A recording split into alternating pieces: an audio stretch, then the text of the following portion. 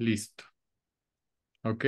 ¿Quién más? ¿Quién más quiere participar? ¿Quién quiere decir qué es lo que le llamó la atención?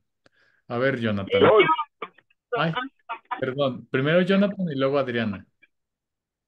Muchas gracias, doctor. Bueno, en general, más, o sea, lo que me llamó la atención y lo que fue útil para mí es que ahora siento que soy una persona un poco más sensible hacia todos los temas que hay y la disparidad que hay en temas de género.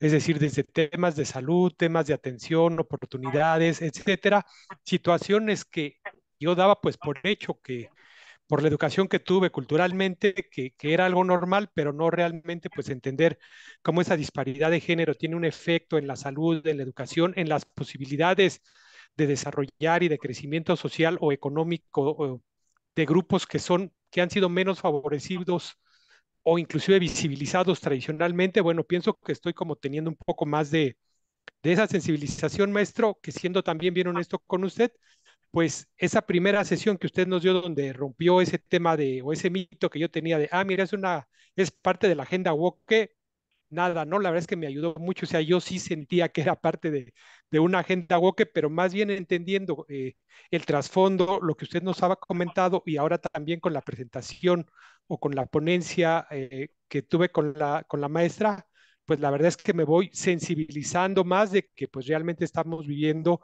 en una sociedad muy estereotipada y donde justo esa diferencia entre los diferentes géneros pues favorecía, digamos, quizá a la mayoría de la población, pero había siempre grupos desprotegidos y desfavorecidos, pues que no tenían las mismas oportunidades. Eso es lo que hasta ahora yo podría decir. Muchas gracias, maestro.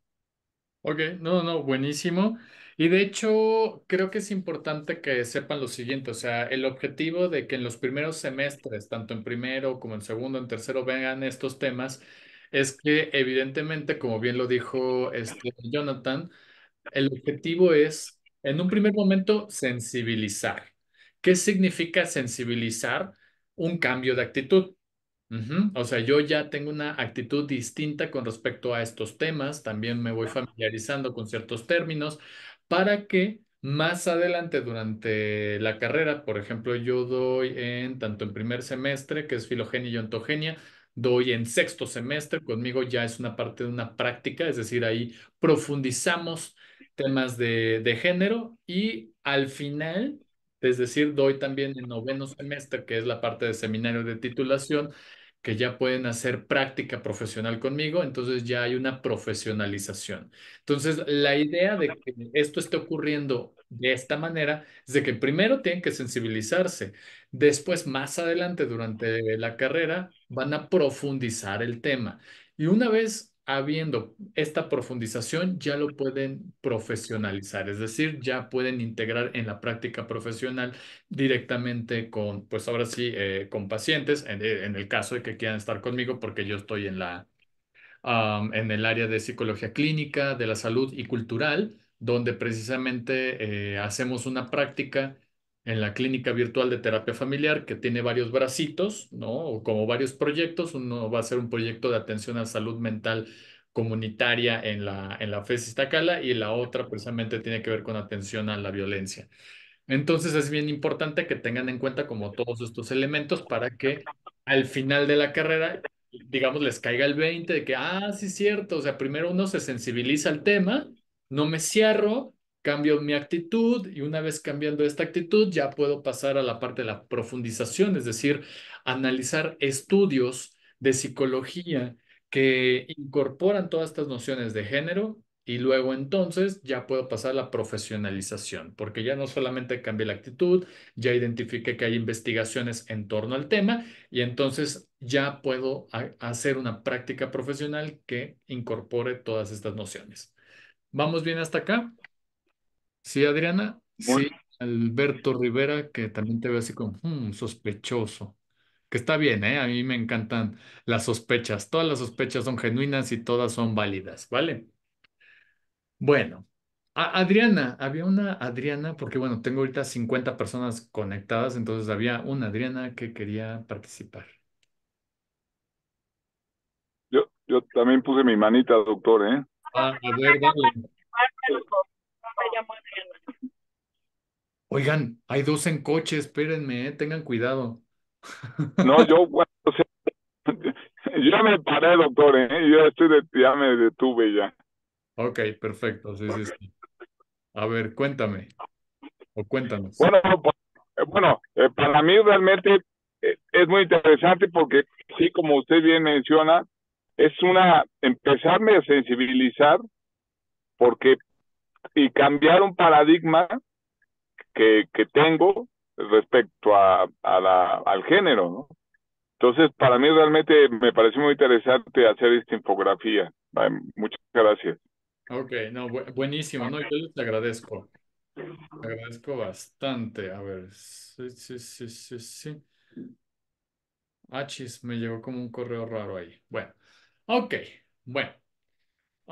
Para ir ampliando un poco todas estas nociones, vimos que, y ustedes vieron en la conferencia de Marta Lamas, que género es una categoría relacional que implica un comparativo entre la condición de hombres y mujeres. Y como en el seminario de investigación con perspectiva de género hubo una solicitud de una de mis estudiantes, ella está en el posgrado, y me dijo, es que yo no quisiera que estos seminarios sean un seminario anti-hombres. Entonces, valga la redundancia, ¿qué quiso decir con eso?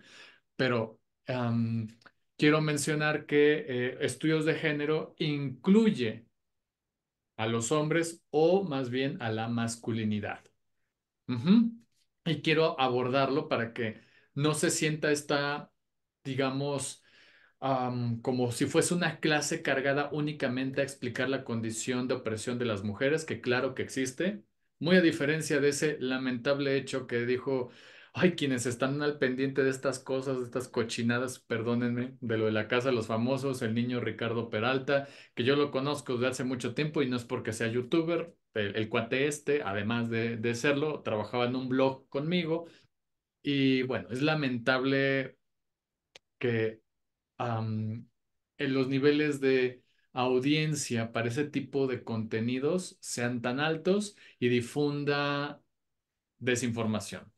Primero, el feminismo sí existe, tengo que aclararlo. Segundo, no solamente existe, sino que también contribuye a los posicionamientos políticos y al cambio de política pública que ayuda precisamente a los hombres a tener una mejor calidad de vida y en este momento quiero demostrarlo, ¿no? Vamos a hablar el día de hoy de identidades de género, la masculinidad simbólica e imaginaria. Esta es una ponencia de hace algunos años, ¿no? Ya es un poquito viejita, pero creo que conceptualmente nos ayuda bastante. No, primero tendríamos que plantearnos la pregunta muy al estilo de Marta Lamas, porque ustedes vieron su conferencia y ella habla de qué hablamos cuando hablamos del género, en este caso, de qué hablamos cuando hablamos de masculinidad.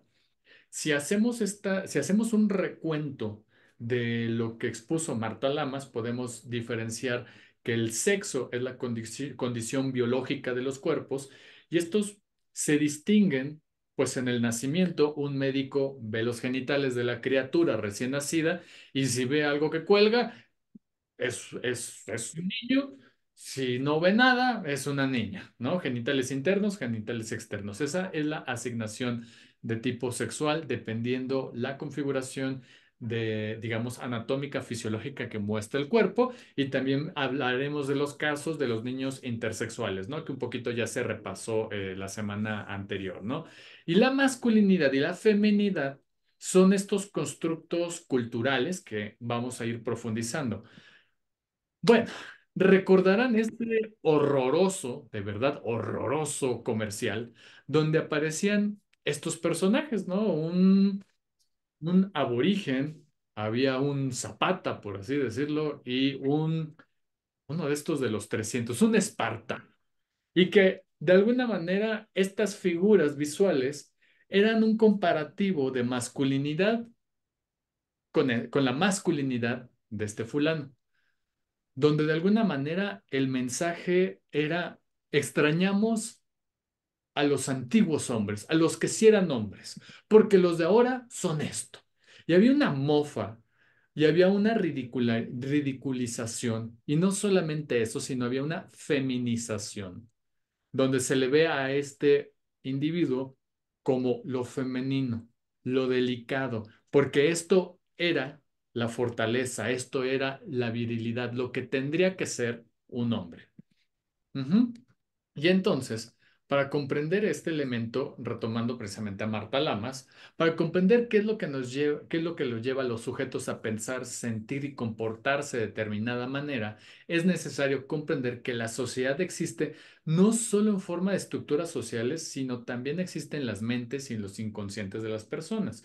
Y eso le vamos a llamar su identidad, la parte subjetiva, lo que solamente yo comprendo sobre mí mismo y mi mundo a través de esa conexión de lo que está allá afuera, lo que yo proceso en mi interior y lo que saco de vuelta.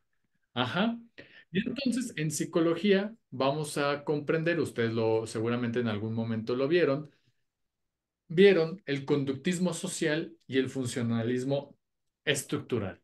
Entonces, por un lado, los autores nos están diciendo que en este funcionalismo estructural, es decir, hay macrofuerzas como la económica, la educativa, la de salud, la social, cultural, ¿no? Que de alguna manera van condicionando las experiencias de vida, ¿no? Y a esto lo vamos a ir conectando poco a poco el conductismo social, que nos está hablando de la influencia de los estímulos a nuestro alrededor. Y lo más cercano a esta postura también, aunque podría decirse que es la que hace match con estas dos, es el interaccionismo simbólico, que nos dice cómo hay una dinámica entre la identidad y los significados. Si ahorita por los términos les cuesta trabajo, no se preocupen, los voy a ir aclarando poco a poco, ¿no? Van casi junto con pegado, aunque no se quieren muchos como el primo feo y el primo rico, ¿no? El primo rico es el conductismo social y el primo feo el interaccionismo simbólico. No se quieren, aunque sean de la misma familia y traten casi de lo mismo, que es una asociación de estímulos. Entonces, aquí hay un punto bien importante para poder ir integrando todas estas propuestas teóricas. Por un lado, Marta Lamas en la conferencia, ella define al género como la construcción social de la diferencia sexual. Luego entonces, otra autora, otra académica mexicana, ¿no? De la UAM Azcapotzalco, Estela Serret, escribirá un texto que no le gustará mucho a Marta Lamas porque ella hace una referencia crítica a esa definición de género de Marta Lamas. Marta Lamas dice, el género es la construcción cultural de la diferencia sexual. Sin embargo, Estela Serret dice, no basta para poder explicar qué es esto del género. Y entonces ella lo va a actualizar y va a decir, la categoría de género se mueve en estos tres elementos, lo simbólico, lo imaginario y lo subjetivo. Ujú, que un poquito va a ser match con el interaccionismo simbólico y evidentemente vamos a encontrar cosas de conductismo social ahí. Entonces, para ir entendiendo una cosa y otra, el género simbólico son aquellos códigos culturales de la feminidad y la masculinidad y que tienden a esta generalización de todos los niños son así, todas las niñas son así, todos los hombres son así, todas las mujeres son así. Y seguramente ustedes recordarán un montón de novelas, un montón de películas, un montón de productos culturales que tratan de replicar esa lógica. Ujú.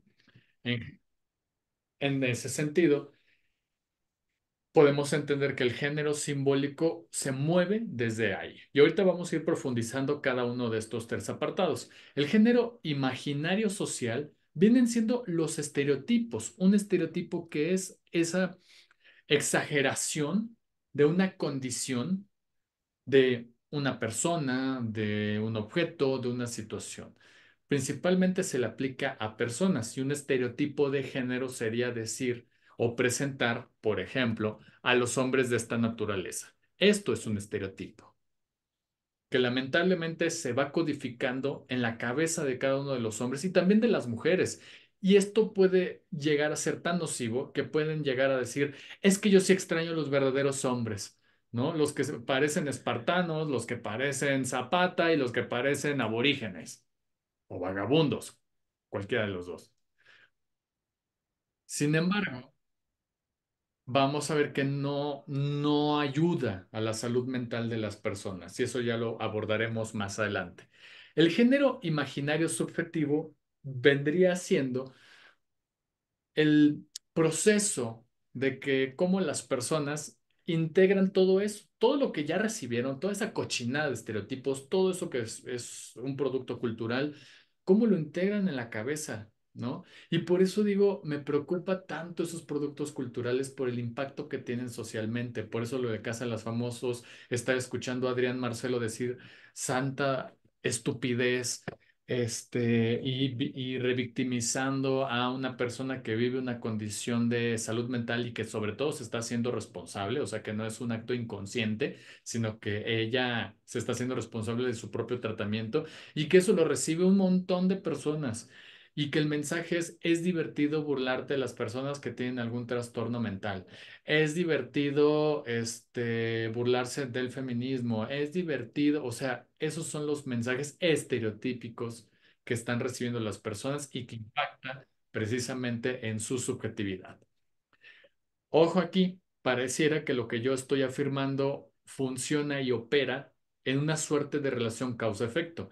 No quiero llegar a esa condición, pero sí hay una influencia en términos de lo que se produce en un medio social y lo que se reproduce por parte de las personas que están expuestas a ese tipo de contenidos y lo vamos a ir probando con algunos ejemplos. Entonces, cuando hablamos de masculinidad simbólica, como ya les dije, es el producto cultural y todo eso, la asociación de símbolos, que es muy parecido al conductismo, planteándonos en una asociación de estímulos. Marta Lamas nos propone lo siguiente, digo, perdón, Estela Serret me va a colgar, Estela Serret si se entera que la confundí con Marta Lamas, o sea, es una pelea de titanes. Bueno, tenemos a la cultura que funciona como un sistema simbólico, el cual desarrolla el lenguaje. Y acuérdense, no hay pensamiento sin lenguaje. Ustedes no pueden saber qué es lo que yo estoy pensando si no hay el intermediario que es el lenguaje, que es lo que nos conecta a todas, todos, todes acá presentes. El cual funciona a partir de lo siguiente, la asociación entre dos símbolos para llegar a un significado. La unidad mínima de un orden simbólico es un símbolo. Ujú. En ese sentido, vamos a comprenderlo algo que se conoce como la pareja simbólica. Pareciera juego de palabras y una cosa como súper obvia, pero es fundamental que lo comprendan, ¿no? O sea, tenemos dos símbolos, uno en sí mismo no nos puede dar un significado, tiene que haber una asociación del mismo. Entonces, si yo estoy asociando continuamente, por ejemplo, voy a regresar a la imagen esto,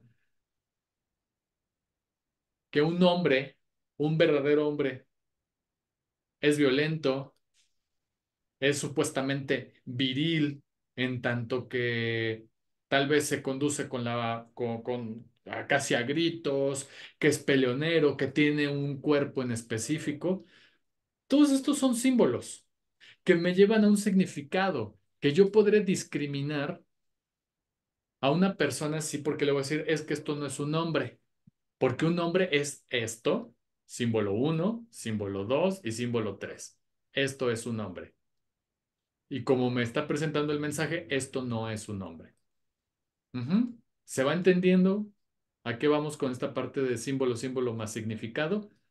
Y así todo se mueve dentro de incluso el marketing, porque si quieres que algo prevalezca a través del tiempo, tiene que ser significativo y no solamente significativo en términos de que la pareja simbólica opera de una manera muy simple y sencilla para que las personas entiendan su significado, sino que haya un público enorme que pueda consumirlo. Nuevamente, por eso me preocupa la basura que se produce en medios tradicionales de televisión, aunque digan es entretenimiento.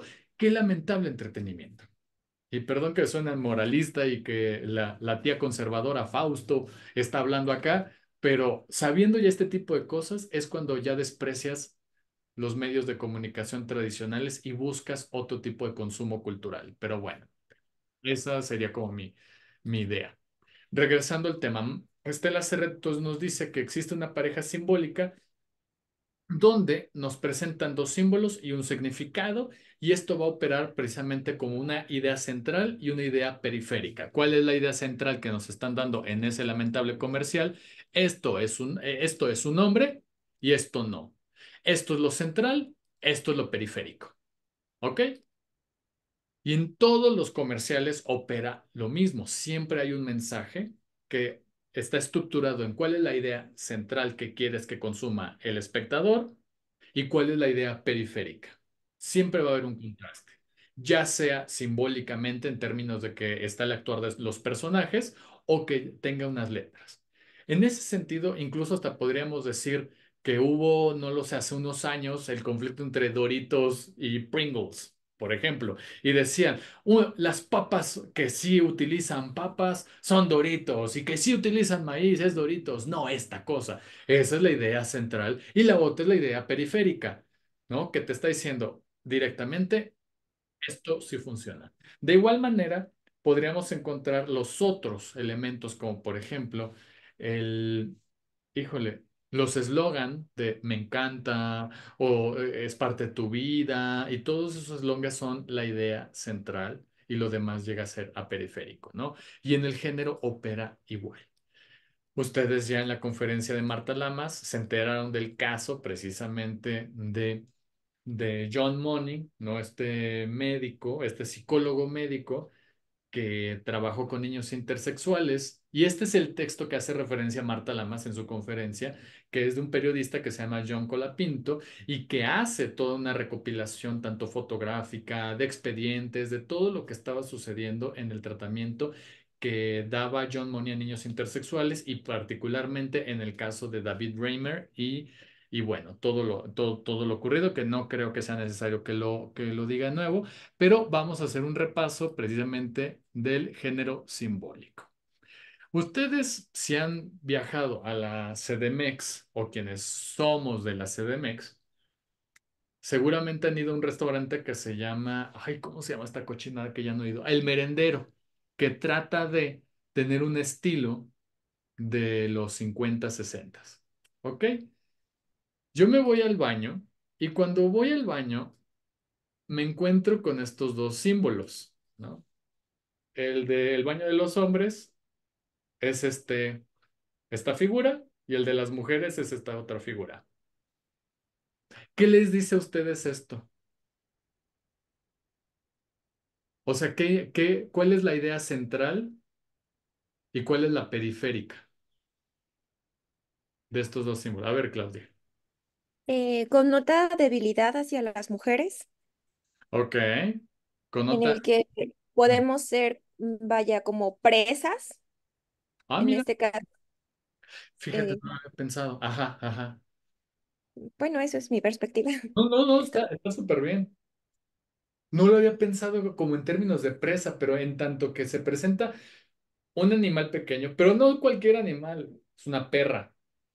Y perdón, me va a censurar, me va a banear YouTube, pero el símbolo aquí no solamente es debilidad, porque si tú lo pones en masculino perro, tiene otro significado a que en femenino. Luego entonces, en el de los hombres, ¿qué tiene? Un animal más grande, que incluso precisamente me pareció interesante tu asociación de que puede ser esta presa de este. Y ustedes digan, o sea, esto es ridículo, no es real, no sé qué, pero pasa, está ahí. Yo me pregunto, o sea, por eso soy un ñoño. Yo tenía ganas de ir al baño y dije, necesito estos chingados símbolos para orinar.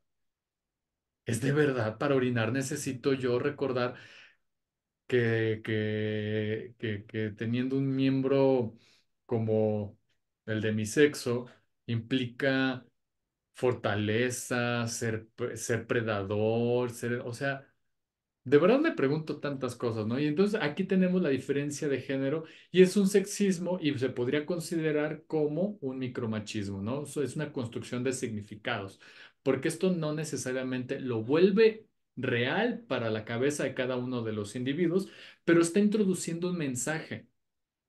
O sea, no todos los hombres son machos, pero este tipo de configuración simbólica hace que se lo crean. que lo consuman porque lo están viendo en todos los espacios. Y si no me creen, vamos a hacer otro análisis. Me fui a otro restaurante y ustedes van a decir, qué morboso es ese Fausto que va a los baños y toma fotografías. No, no necesariamente en ese tipo de morbo, por favor. Pero sí me parece bien interesante. Este es del Ocho Café, que estaba. Había uno cerca de Plaza Universidad, ya desapareció, pero nuevamente me pareció súper interesante. ¿Cuál es la idea central que está dejando cuál es la idea central y cuál es la idea periférica? Pues te hablaría, perdón, un poco como de el tema de las mujeres son unas chismosas, ¿no? O este Eso. tema de, Mm, bueno, sí, un poco, pero yo lo veo como en el tema que siempre, bueno, que justo en la conferencia de Marta también se hablaba, ¿no? De cómo no estarlas dejando que estén juntas, porque justamente en el momento en el que las mujeres empiezan a comunicarse, pues pueden hablar como del, sí, como de la intimidad de cada, ya sea como de los hogares, de las parejas, de las cosas que de pronto no se deben hablar, pues porque justo sería la manera en la que uno puede darse cuenta de lo que no está bien, ¿no? O cosas así. claro. Que es un poco como, Yo, por ejemplo, ahí perdón, voy, rápidamente, lo que pudiéramos encontrar en textos, una de las autoras que tendríamos que desafiar aquí es Loan Bricernin, que es una austriaca neurocientífica que dice, es que el cerebro de las mujeres está más desarrollado para poder comprender el lenguaje y las palabras y que cuando están enojadas pueden soltar un aluvión de palabras.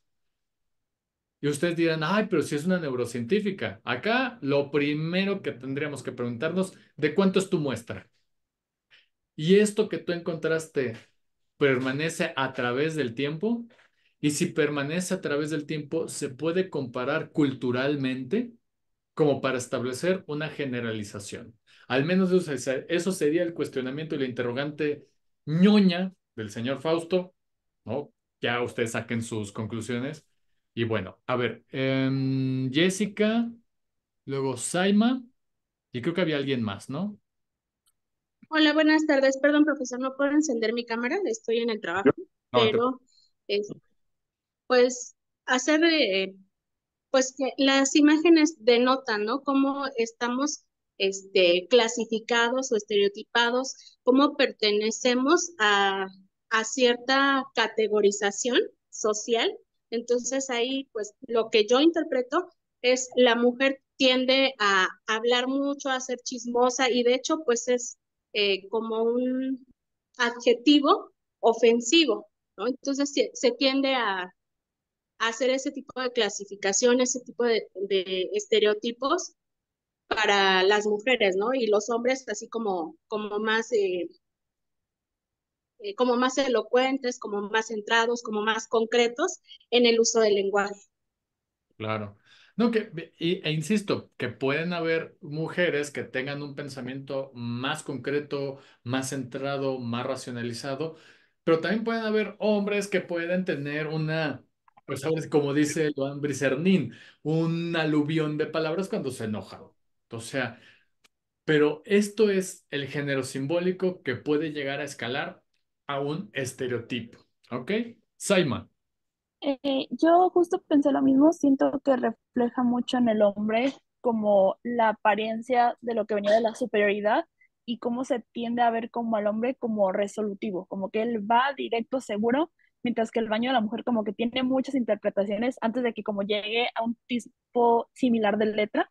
Yo siento que es lo que trato de reflexionar, que quizás las mujeres incluso hasta hablamos de más sin realmente decir nada, cuando un hombre quizás habla menos, entre comillas, y va directo a lo que va, que claramente no digo que estoy a favor, pero me hizo pensar en esa parte de cómo quizás los hombres se ven como más asertivos por esta comunicación tan específica que tienen, cuando quizás no necesariamente es así.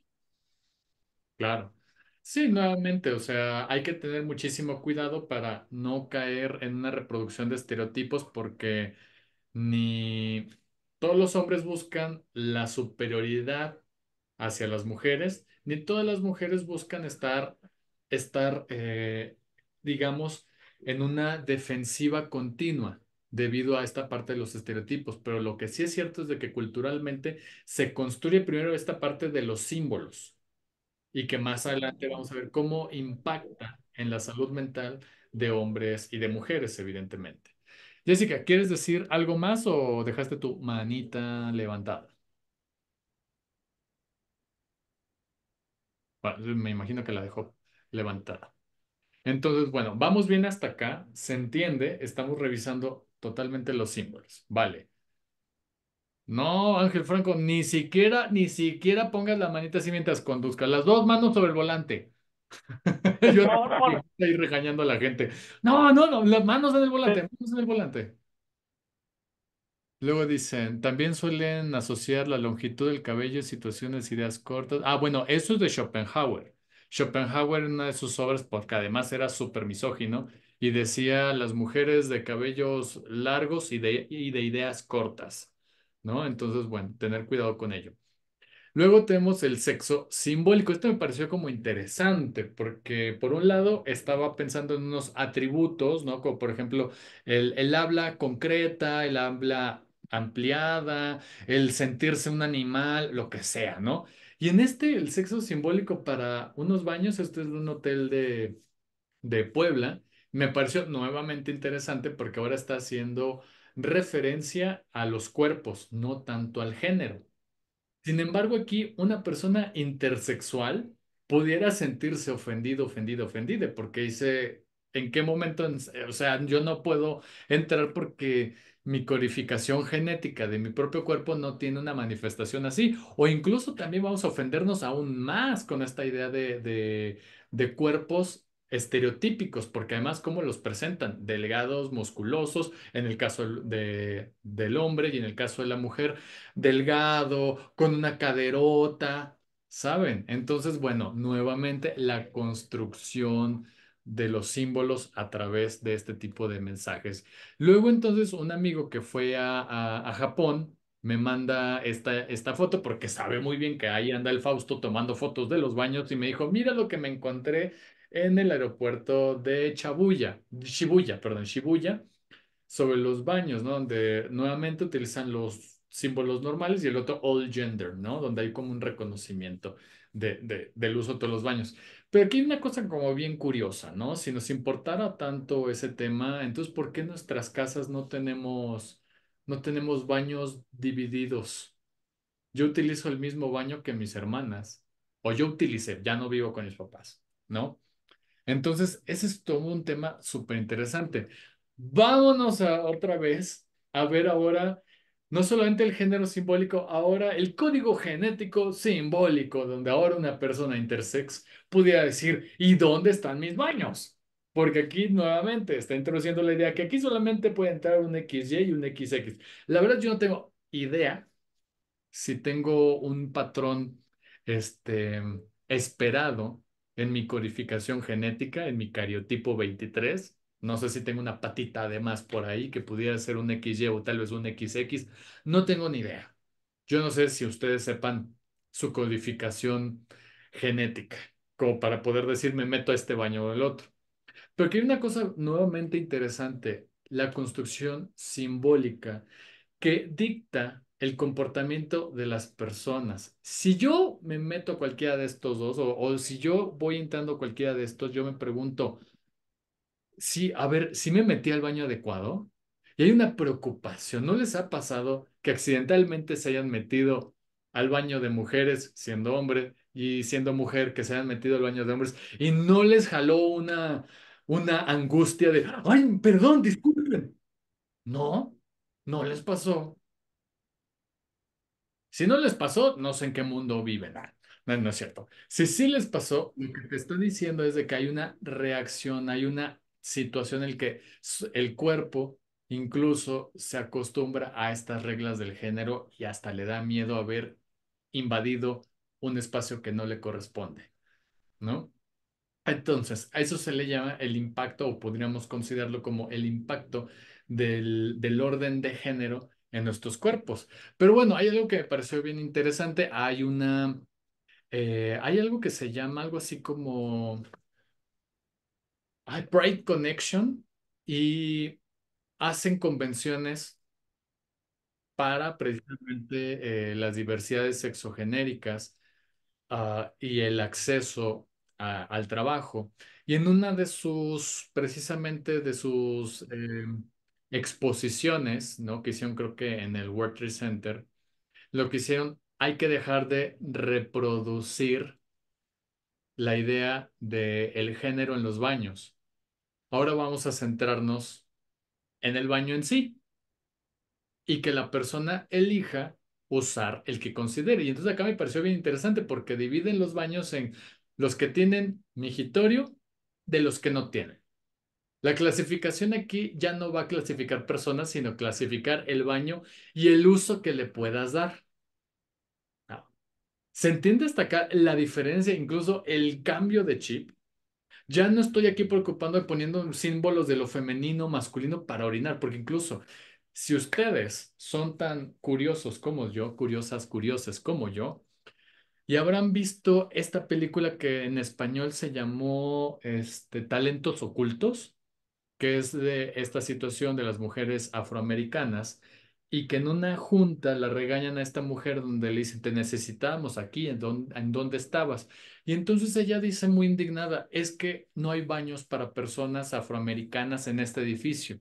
Y cuando yo tengo que ir a orinar, tengo que atravesarme todo un patio para llegar a los baños asignados para las personas afroamericanas. Y la respuesta que tuvo el director me pareció interesante. Valdría la pena averiguar si eso realmente pasó, pero me pareció interesante lo que dijo. Y fue que todos orinamos del mismo color.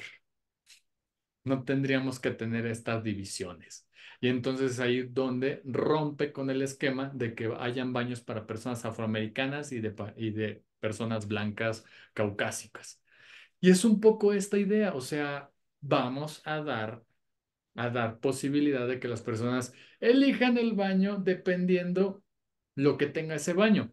Claro, habrá gente que alce la mano y diga, ¿y qué onda con el abuso sexual? Lamentablemente el abuso sexual y las violaciones se han dado en espacios como los baños, pero el prohibir los baños o hacer baños así segmentados no contribuye al problema de raíz.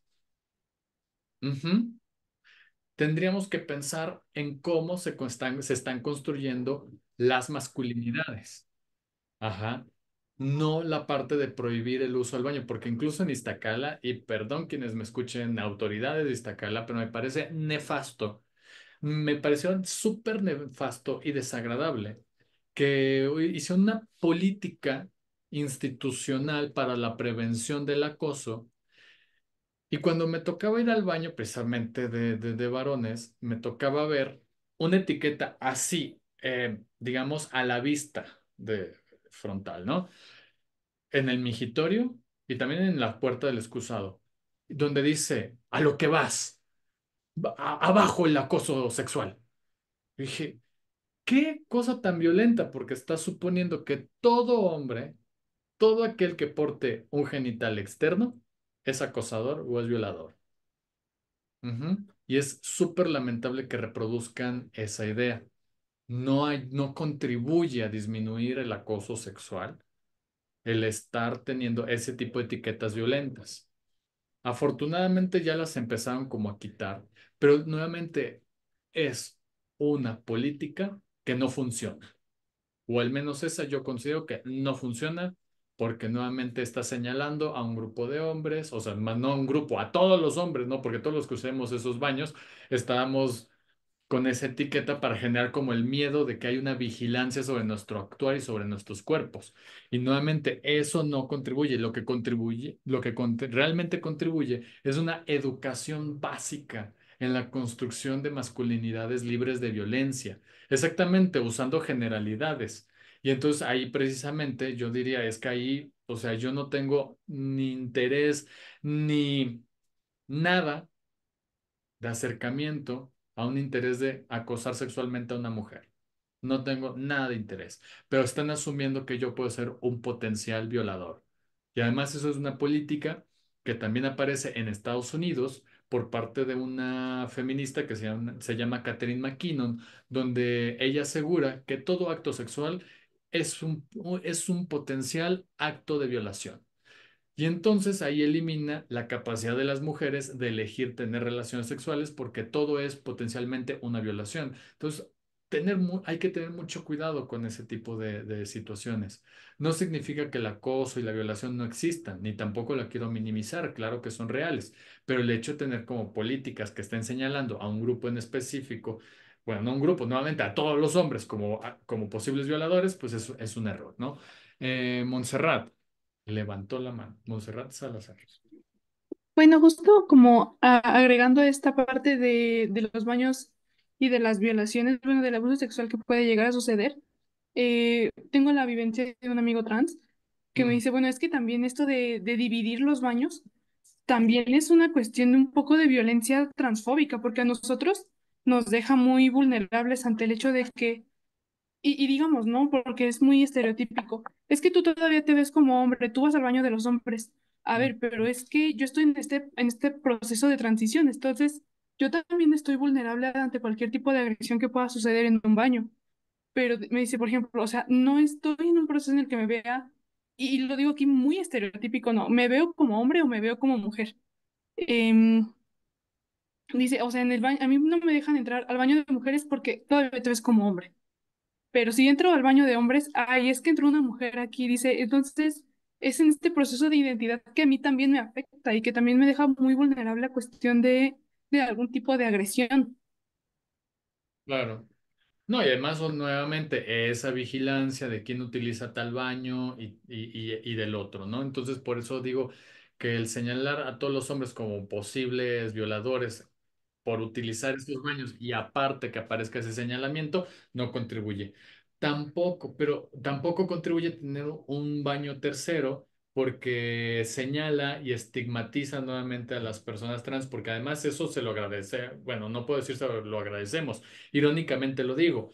Ese señalamiento lo hizo J.K. Rowling al decir que una persona trans o una mujer trans es un hombre disfrazado y un potencial violador. Otra vez, o sea, dale la burra al trigo, ¿no? El hecho que hayan ocurrido actos de violación, como por ejemplo en Chile hubo una situación donde un pedófilo se disfrazó de niña y se metió al baño de las niñas y atacó a una de estas niñas y afortunadamente lo agarraron y pertenecía a una red de pedófilos. Ujú. Pero nuevamente la generalización, ay, es que ese se disfrazó de mujer y eso era un potencial violador. Claro, eso sí es lo que pasó, pero no una persona, una mujer trans va a hacer eso, va a ser igual a eso. Entonces, por eso hay que tener mucho cuidado con esas falacias, con esas generalizaciones, ¿ok? Regreso al tema de lo simbólico, ya ven cómo impacta, o sea, la parte de lo simbólico, y acá es bien interesante donde dijeron pues sabes, utiliza tú el baño, no que el baño te utilice y te seleccione. Si tú necesitas un migitorio, utiliza el migitorio. Si tú necesitas un excusado, usa el excusado. Y eso me pareció como bien, bien interesante, ¿no? Luego, cuando hablamos de este conductismo social, hay que recordar a estos autores, la verdad, históricamente es importante retomarlos, no soy fan, ¿no? Pero bueno, hay quienes sí se emocionan y gritan todavía de emoción cuando los ven. Pero bueno, tenemos al señor John Watson y a Buford Skinner. Tenía un nombre espantosísimo el pobre. Bueno, John Watson, recordarán que en el conductismo empieza a proponer pues todos estos estudios, sobre todo con el pequeño Alberto, en el cual lo expone precisamente a sonidos desagradables asociándolos con un conejito y resulta que el pequeño Alberto pues empieza a tener como reacciones de ataques de pánico cuando se le acerca esta pequeña criatura, ¿no?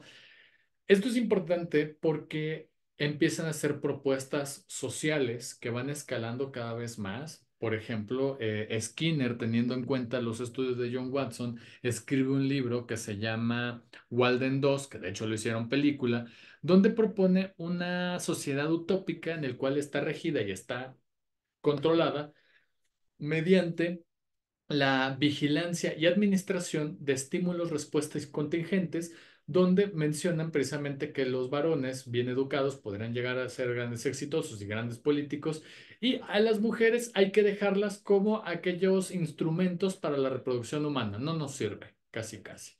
¿No? Y es muy lamentable esa postura, pero nuevamente son autores de mitades del siglo XX, donde no reconocen a las mujeres como seres humanos. Vamos a ponerlo así, porque cuando hablamos del texto de Skinner, también tiene otro texto que se llama La conducta del hombre, no así de las mujeres, o conducta humana.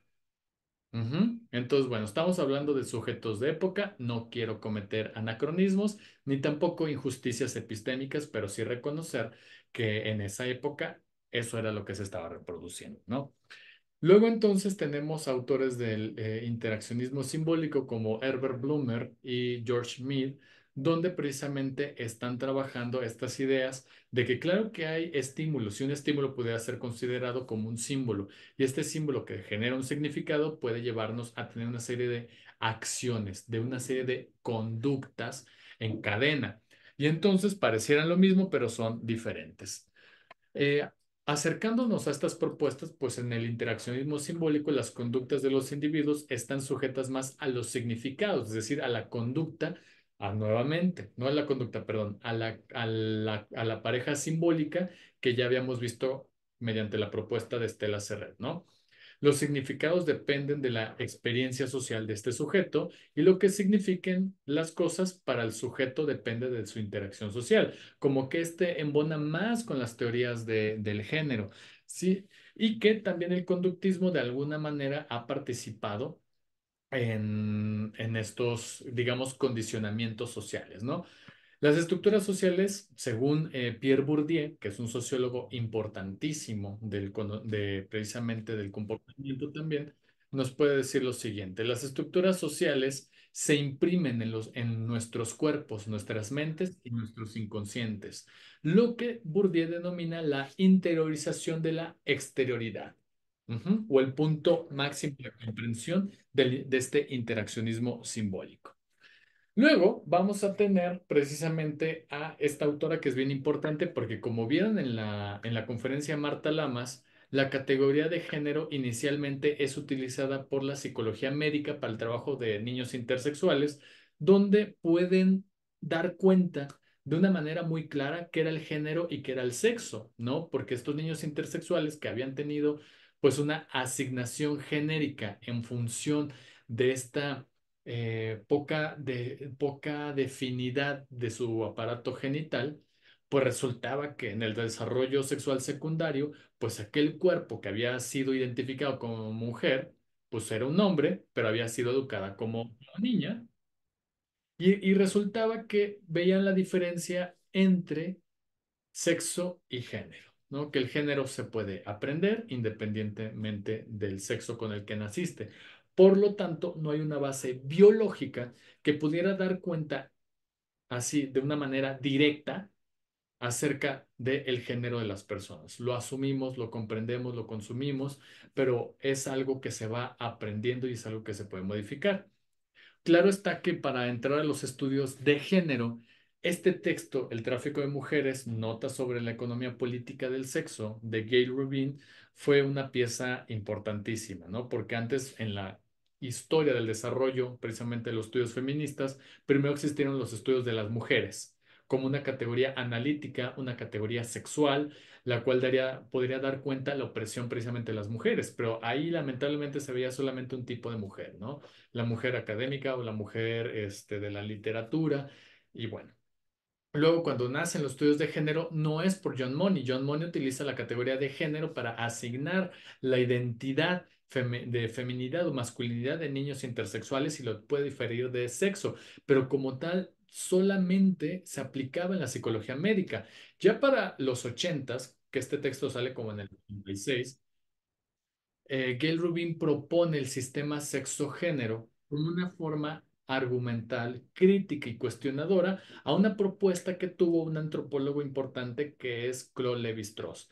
Claude Lévi-Strauss, como un antropólogo estructuralista y que estudiaba precisamente y defendía los usos y costumbres de ciertas de ciertos grupos indígenas, traía como propuesta un relativismo cultural. ¿Qué es eso? Un relativismo cultural es aquel que supone la defensa de todos los usos y costumbres, incluyendo aquellos que impliquen la venta, la compra de niñas, aquellas prácticas, incluso la mutilación genital femenina en grupos africanos, por ejemplo, o islámicos.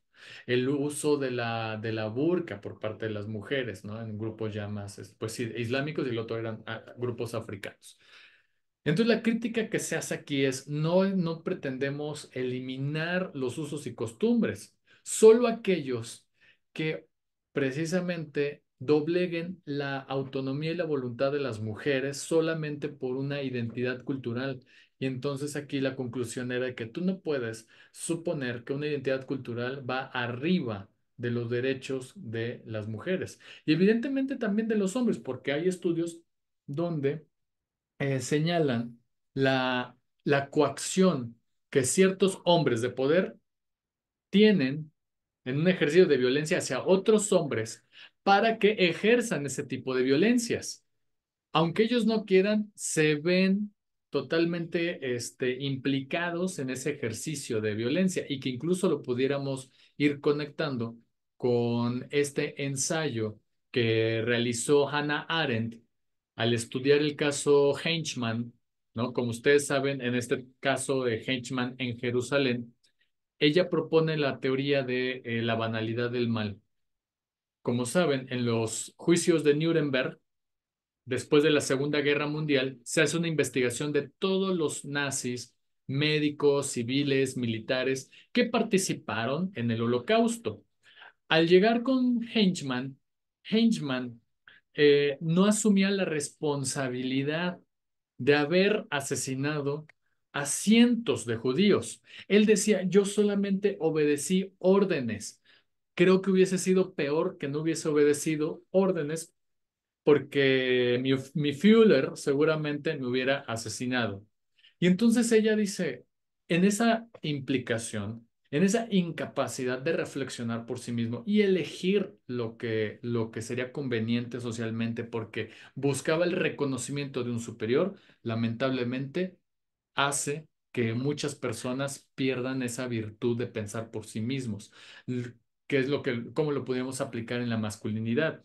Que pueden haber hombres que no quieren ejercer la violencia, pero se ven obligados a hacerla, porque lo contrario estarían contrariando a alguien importante de la familia. Por ejemplo, aquel padre que antes, culturalmente, no lo sé ahora, pero pues sí me había enterado de casos muy particulares que lleva a sus hijos a los prostíbulos.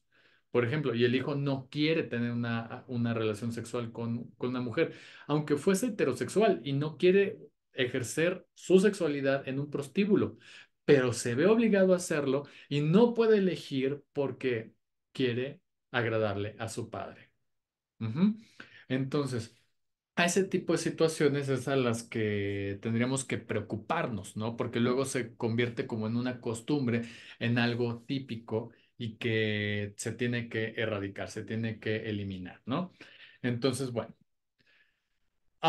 cuando hablamos del conductismo social, pudiéramos utilizar como ejemplo aquello que investigaron unas periodistas egresadas precisamente de la Universidad Iberoamericana de la carrera de comunicación, donde estudiaron las caricaturas deportivas que hacían referencia a las mujeres que habían entrado a las Olimpiadas de esa época, creo que era del 67 o creo que era del 68, particularmente porque nos tocó aquí en México y pasó todo lo de la matanza de los estudiantes.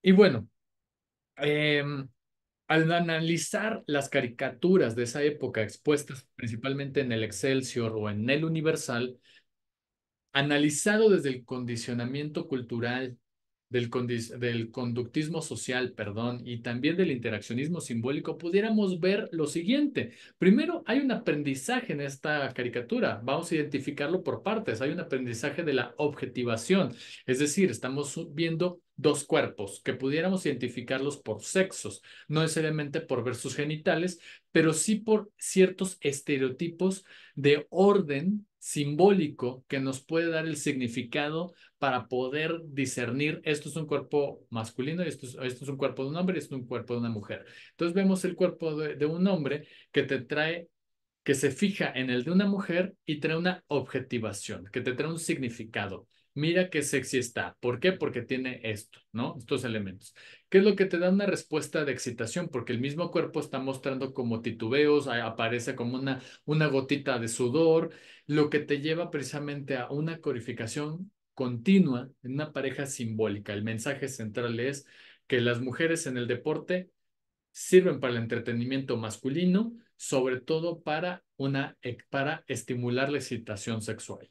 Ujú. De ahí que hace como 4 años hubo toda una denuncia por parte pues, atletas olímpicas sobre los uniformes que estaban llevando las mujeres. ¿Por qué tendrían que haber sido tan cortos y que no se parece al de los hombres? Y entonces, bueno, la protesta sigue vigente. Ahora vámonos a otra caricatura. Nuevamente tenemos los símbolos y los significados. Podemos identificar cuál es un cuerpo de un hombre, cuál es el cuerpo de una mujer por los estereotipos que aparecen, ¿no? Porque incluso el de la mujer tiene que obedecer como a ese tipo de estándares de belleza, ¿no? Que este cuerpo como, pues ahora sí como cintura de avispa, con busto pronunciado, y que el varón puede ser literal un pendejo, no puede tener ni siquiera cuerpo musculoso, porque no importa, él no es su objeto. Las que sí son objeto de consumo son las mujeres. Y entonces ahí aparece el aprendizaje de objetivación, más claro, no puede ser, ¿no? ¿A quién le vas? ¿A las mexicanas, a las italianas? Luego dice, a todas, todas, todas. Ujú. Con la lengua de fuera. Entonces, vemos precisamente todos estos elementos. Vamos a una última caricatura que analizaron, ¿no? Donde vemos este aprendizaje otra vez de objetivación, donde el árbitro regaña a esta mujer que es atleta y en el imaginario que trae es que esta mujer tendría que estar desnuda y tendría que estar en las regaderas. Ujú. Entonces, toda esta codificación simbólica es lo que en esa época se venía consumiendo, ¿no? Claudia, Sí, bueno, y también podemos recordar el dicho que dicen, quien no enseña no vende, pero es como con votación de que las mujeres deben enseñar más para que tengan más rating los programas. como anécdota, yo antes estaba en la carrera de diseño y comunicación visual. Y en diseño y comunicación visual teníamos una materia que era precisamente diseño gráfico. El profesor nos decía, si ustedes quieren vender algo, lo que sea, pongan una mujer desnuda al lado del producto que quieran vender. Y no es broma. Lo decía alguien que estaba formando a futuros y futuras diseñadoras gráficas. Lamentablemente, ese tipo de prácticas siguen vigentes y no me voy a meter como en una idea nuevamente de una clausura a los medios de comunicación ni a una política de la cancelación, sino que a una que estimule precisamente la vigilancia de los mismos, ¿no? Entonces, bueno, en ese sentido, podemos ver cómo hay una continua señalización y construcción de símbolos que nos van a dar como este indicativo de lo que es masculino y de lo que es femenino. En ese sentido es importante recordar el problema principal, ¿no? Que estas simbolizaciones traen cargas de significados y estos significados lamentablemente dañan las relaciones futuras entre hombres y mujeres, teniendo en cuenta una base heterosexual, pero también se ve impactada en las relaciones de la diversidad sexual, ¿no? Entonces, bueno, estas son las autoras de la investigación, ¿no? De por periodismo deportivo sin violencia y discriminación. Ellas, que en su tesis precisamente de licenciatura hicieron toda esta investigación, pues mostraron en conferencia de prensa, pues lo que habían encontrado, ¿no? Luego, a esto le vamos a llamar también violencia simbólica. estamos topándonos con que estas codificaciones simbólicas, la pareja simbólica que nos está diciendo Estela Serret del género y que el género tiene esta reproducción simbólica, imaginaria y subjetiva, pues tiene elementos precisamente de lo que Pierre Bourdieu llamará violencia simbólica. Bourdieu le llama así a este fenómeno como lo que ocurre con personas dominadas que aceptan en contra de sus propios intereses los esquemas y valores de quienes las dominan. Marta Lamas seguramente en algún momento de su conferencia lo mencionó y de hecho comentó algo que ella vivió en la licenciatura en antropología, en el que tenía una compañera que la ubica como una persona brillante en el tema, pero era de una tez muy morena y que resulta que se enamora de un austriaco que estuvo en el INA como, pues ahora sí, estudiante de intercambio. Y ella empieza, esta chica, su amiga, empieza a salir con este fulano, ¿no? Y resulta que en una conversación con Marta, su amiga le comenta, ¿no? Es que si logro casarme con este fulano, pues mis hijos nacerán menos morenos. Y entonces a ella le impactó a tal grado que pues recuerda esa anécdota y lo pone como ejemplo para decir, esto que está diciendo esta compañera es una integración de la violencia simbólica racista en el que esta chica asume que por su tono de piel no ha tenido tantas oportunidades como alguien de una tez más clara y que si logra casarse va a poder revertir el daño por la genética que pudiera compartirle este fulano. Aunque el fulano sea un pelmazo, aunque sea un bueno para nada, ella buscaba precisamente salir, ¿no? De ese sistema de violencia simbólica, que ella asume que está atrapada en esa situación. ¿Vamos bien hasta acá? ¿Se entiende? ¿Sí? Sí, sí, Mauro. Mauro Hernández. Sí, sí, sí, aquí andamos. Su- Profesor, Ay, a ver, creo que en Mauro. ese caso que usted menciona, bueno, No, ¿sí me perdón. escuchan? Sí, sí, sí, sí, tú síguele, Fa. Ah, soy Zaine. En ese caso que estaba mencionando ahorita, que usted menciona que es una situación que ella asume, Ujú. pero bueno, sí podría ser un tema que ella sí ha vivido. O sea, no estoy diciendo que, que el pensamiento que ella tiene es el adecuado o así, pero bueno, tal vez es una realidad, porque también ese tema, pues de la discriminación, digamos, por el tono de piel y eso, pues sí existen, ¿no? Sí, sí, sí. Sí entiendo un poco que el pensamiento tal vez de que esa sea la solución es tal vez lo que está un poco erróneo, pero pues bueno, tal vez sí sería una cuestión, eh, pues que como ella sí ha podido vivir de primera mano, pues ya la lleve a esa medida, ¿no? De pensar que esa sea la solución que pueda tener. Claro, es que por eso le dice, o sea, vamos a ponerlo así, en vez de tener como esta actitud que grupos afroamericanos suelen tener, que son están muy en defensa de su raza, de su tono de piel, de, ¿cómo se llama? De su tono de voz, de incluso de algunas palabras, ¿no? O sea, en vez de tener eso, pues reacciona de una manera en el que se descalifica a sí misma y un poco eso es lo que trata de comprender la violencia simbólica propuesta desde Pierre Bourdieu. Ahora sí, Fa Valencia, alzaste tu manita.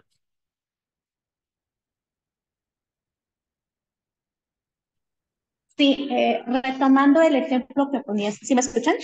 Sí, Sí, de que en la carrera de comunicación visual te decían que poner un cuerpo desnudo junto a cualquier producto, también yo estudié ciencias de la comunicación como primera carrera, mm, también se retomaba mucho esa parte de en ajá, todos los productos que estereotípicamente son dedicadas a los hombres, no sé, taller mecánico, agencia automotriz, lugares de autolavado, se mm, pone a una edecán sexy, a una edecán con una super figurita y vas a atraer gente. Pero ahí la violencia simbólica yo la veo cuando son las mismas chicas las que van a pedir trabajo y se sienten orgullosas de esa sexualización de sus cuerpos para ganar un buen dinero, ¿sí? Para que, dicen ellas, en un poco tiempo, 3, 4 horas, 2 horas que estén ahí exhibiendo su cuerpo, estén ganando o estén teniendo una entrada económica gracias a esa violencia que si bien se considera como invisible, pero está ahí presente, ¿no? Claro.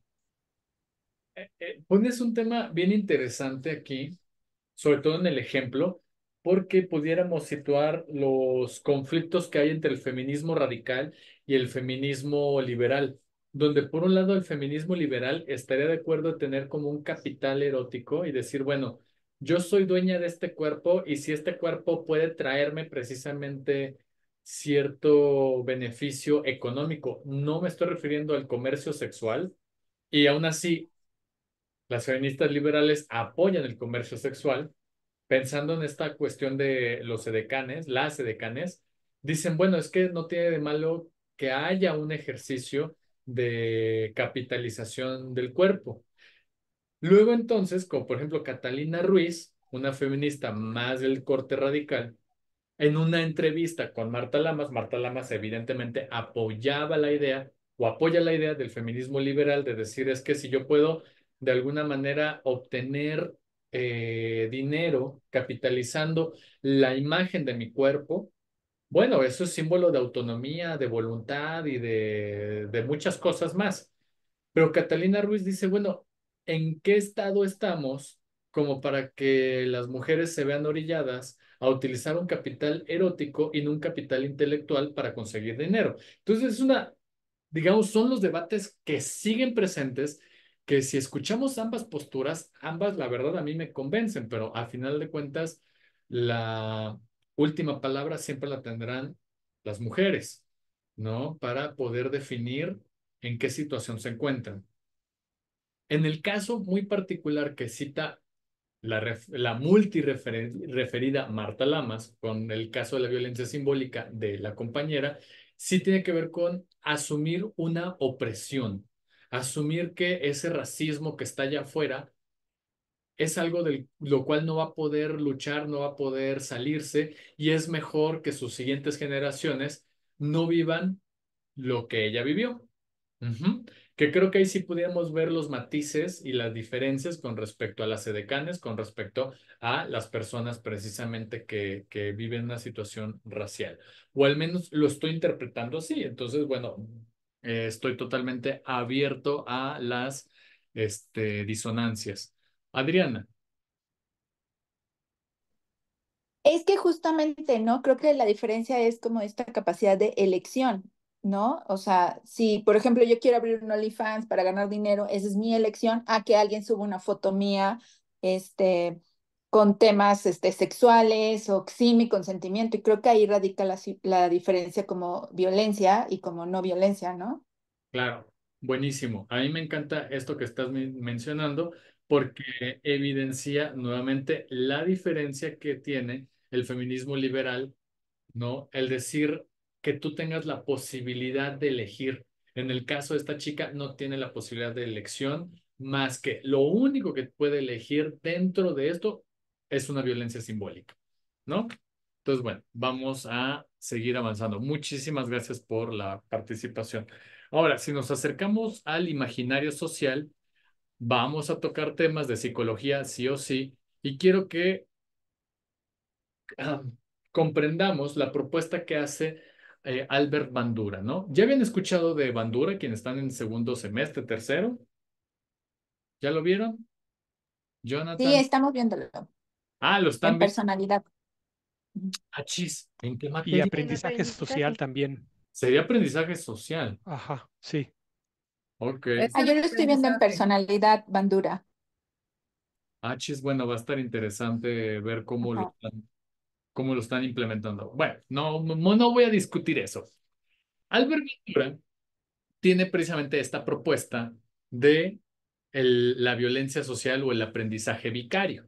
Ujú. Recordarán, y de hecho en YouTube está el videíto donde su experimento consistía en exponer a niños y niñas a imágenes, bueno, a secuencias de un adulto golpeando a este payaso, que era el payaso Bobo, donde precisamente, pues, se veía a esta adulta golpeándolo, pateando, ¿no? Luego, precisamente pasaba a los niños y a las niñas a la misma habitación con el mismo payaso Bobo y veía cómo replicaban ese comportamiento visto en la televisión.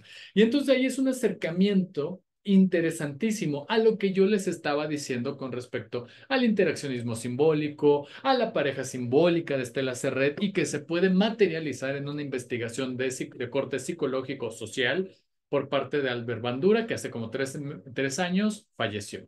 Pero me parece bien interesante, bien importante que lo tengan presente porque precisamente aquí es una de las evidencias empíricas de que si hay una evidencia de una replicación de lo que se ve en los medios de comunicación con respecto a la conducta de las y los espectadores, ¿no? Donde vemos precisamente que hay una cuestión de los medios de comunicación dentro del ambiente, hay un determinismo de alguna forma recíproco, ¿no? Porque hay un reforzamiento de esa conducta, hay un comportamiento, hay un individuo que tiene esta observación y bueno, ahí tenemos el aprendizaje mediatizado de Albert Bandura, ¿no?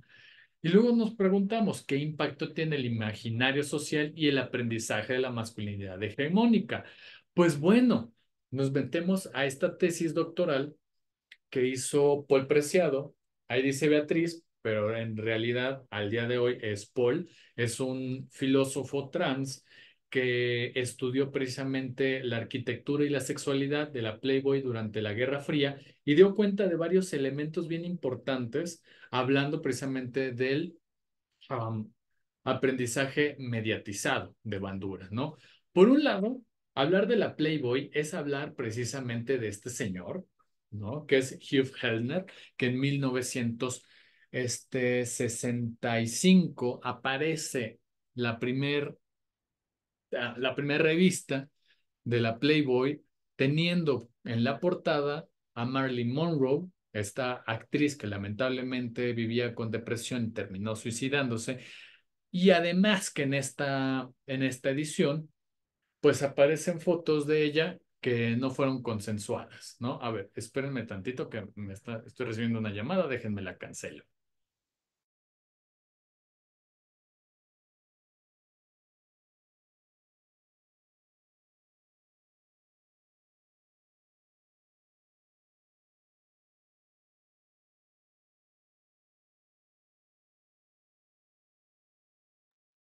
Perdón, no tengo ni idea por qué IBE no sé qué cosa tiene mi teléfono, pero bueno. Regresando al tema de Hugh Hefner, Paul Preciado en su tesis se pregunta, primero que nada, cómo hay una influencia de la arquitectura de la Playboy en la construcción de imaginarios sexuales en los varones. Una pregunta que me parece bien interesante, ¿no? Primero, yo les pregunto, ¿alguna vez han visto esta revista? Y no me vengan con golpes de santo porque no les creo. Por lo menos en un puesto de revista la hemos visto, tal vez no la hemos comprado, pero de alguna manera sabemos su contenido. Pues bueno, Paul Preciado lo que nos está mostrando en esta investigación doctoral es cómo se originó la revista de la Playboy. En ese sentido, primero, Hugh Hefner elige como mascota de la Playboy a un conejo. Él dice que lo que estaba buscando era un cervatillo, pero al momento de explorar un poco la conducta sexual de los conejos, pues veía que habían periodos muy cortos y una actividad muy grande de apareamiento y de reproducción. Bueno, pues ese es un símbolo, es que trae un significado de una conducta sexual continua, de un deseo sexual.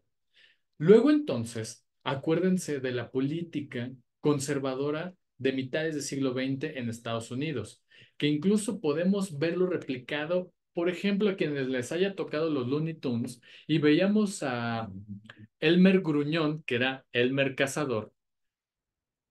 O sea, ese personaje demostraba cómo había ¿cómo decirlo?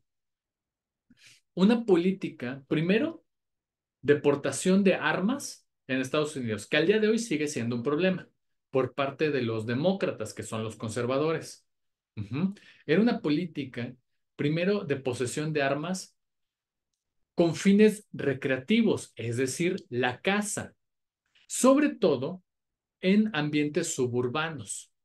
Entonces, tenemos en cuenta que los fines de semana, de lunes a viernes, se esperaba que los hombres fueran a trabajar y los fines de semana fueran a cazar.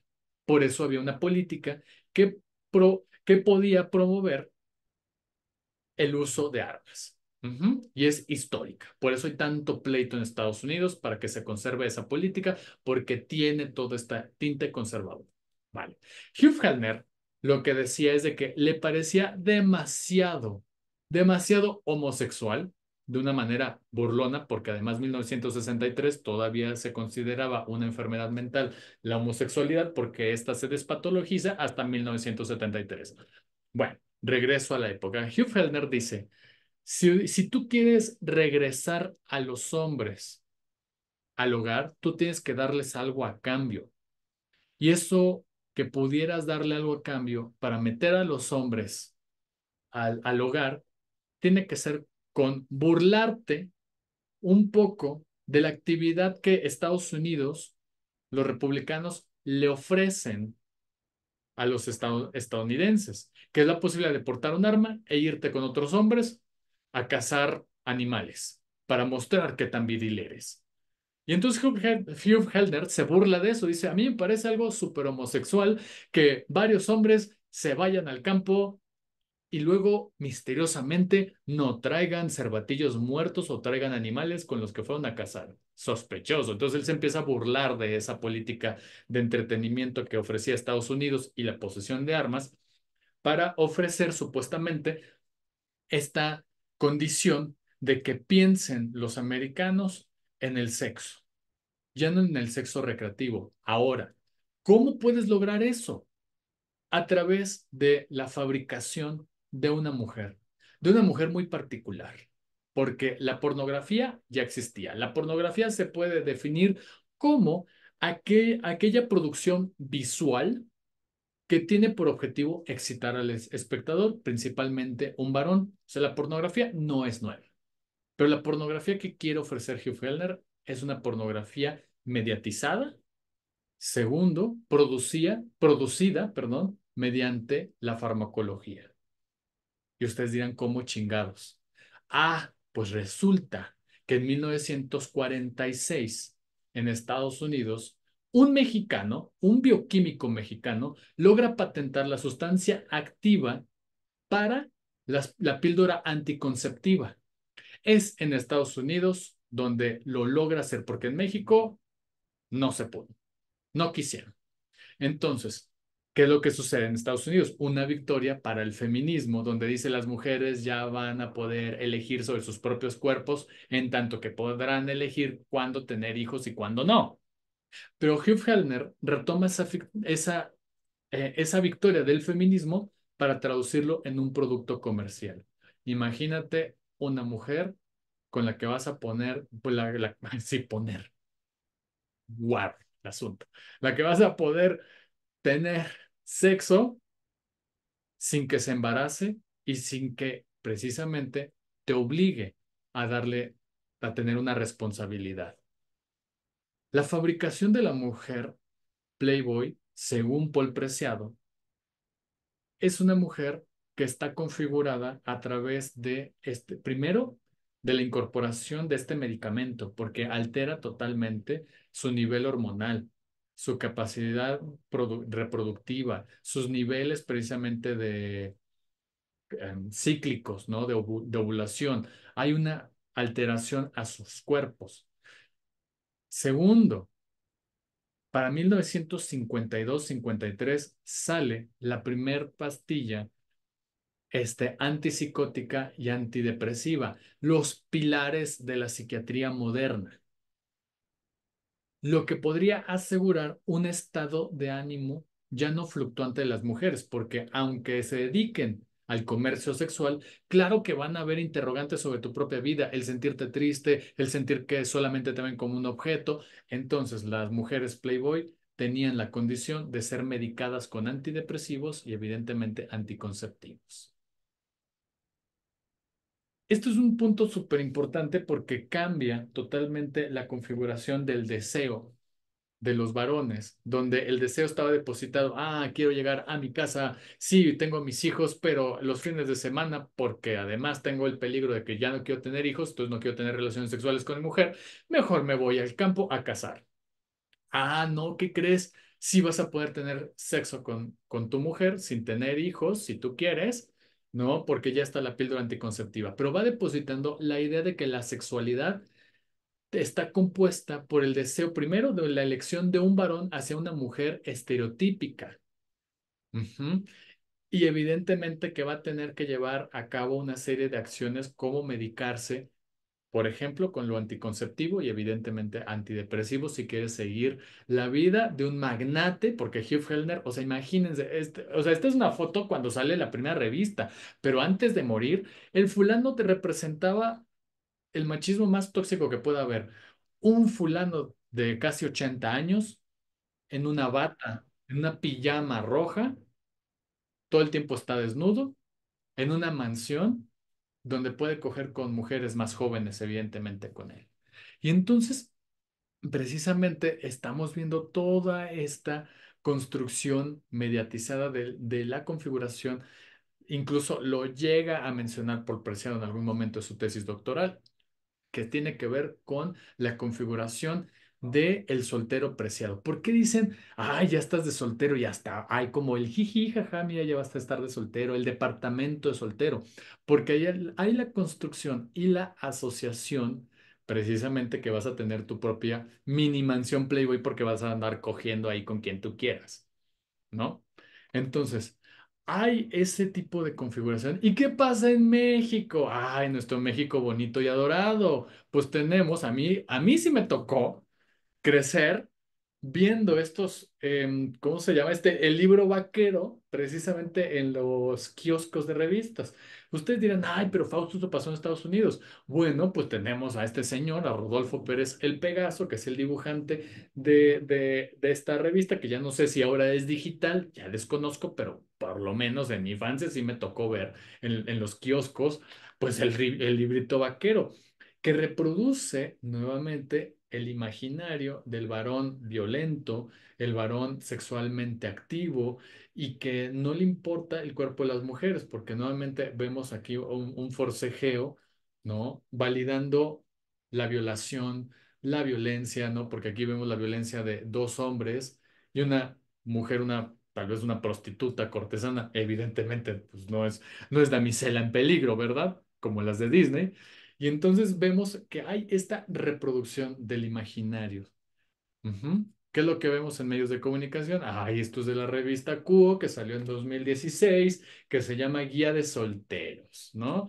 ¿Qué es lo que nos dice esta bendita guía de solteros?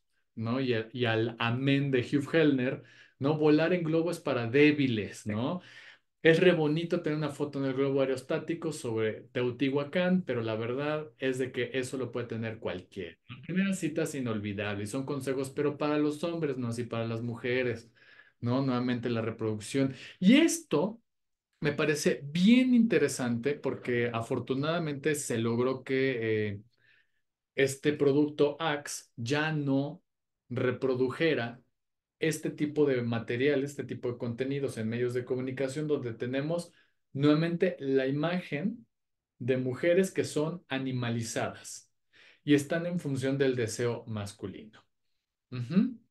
Y luego entonces teníamos la complicidad de la violación en este comercial, que no sé si lo vieron, que se llamaba Graduación Axe, donde se veía un fulanito estando en su fiesta de graduación, en toda la celebración, y resulta que como la fiesta se llevó en un hotel, se lleva rápido a una compañera, sabe Dios si era compañera o solamente era una chica de la generación que no necesariamente lo conocía, se lo lleva a la habitación, resulta que te dan a entender que tuvo relaciones sexuales con ella y luego aparece de pronto la familia del fulano. La chica ya no tiene ningún cameo tiene la familia y ahí está la complicidad de la violación.